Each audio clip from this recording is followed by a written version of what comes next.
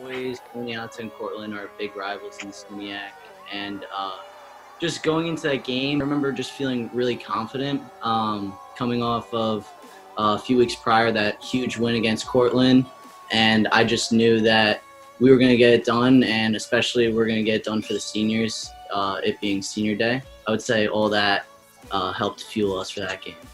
We're big on approaching every game like it's the biggest game of the year, so that they always get a little bit more amped up for a team like Oneonta, one of our rivals. But every game is always a big one, and that one was just another competitive SUNYAC match. There were definitely some big implications to get the second seed and to be able to host a playoff game, the semifinals. So I wouldn't say we approached it any differently, but knowing what was at stake, that was definitely a big moment for us.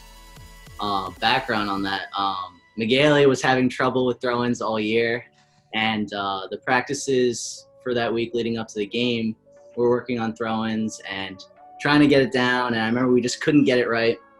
So then going into that game, just when McGailey had the throw-in, it was just crazy that it all worked out, and Manny was just positioned very well. It was a great throw-in by McGailey right to his thigh, and then laid it back off to McGailey, and then Manny moved out of the way, and I got in the pocket and then laid it off to Manny. It was just so easy and simple, and after I just took one touch and looked up, knew where he was going to be, and I saw him just drift right in between their back line and just laid the ball up for him to head it in. For their defense being a little caught out, once Marty got in behind, I think it was just me and another defender. So I just wanted to get into the best possible position because I knew Marty, he has the technique and the ability to get it to where I am. So it was just getting myself in the right position in the box where I'd have the best chance, beat the keeper. So I kind of drifted a little bit back just to get a better angle at goal, and I knew the defender was, coming from behind me, so I stayed close to the front post, and he put the ball perfectly for me, and it was just about directing my header into the corner. Luckily, the goalie wasn't quick enough.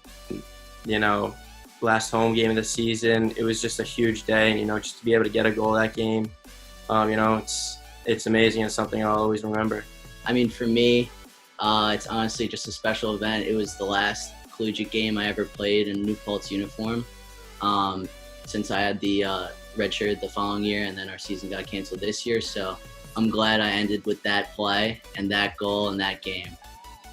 It definitely sits well with me. It'd be pretty tough to beat with everything, all the circumstances that were at play, and just with the crowd, the support. And I'll say that too. That was my last thing. Awesome alumni support.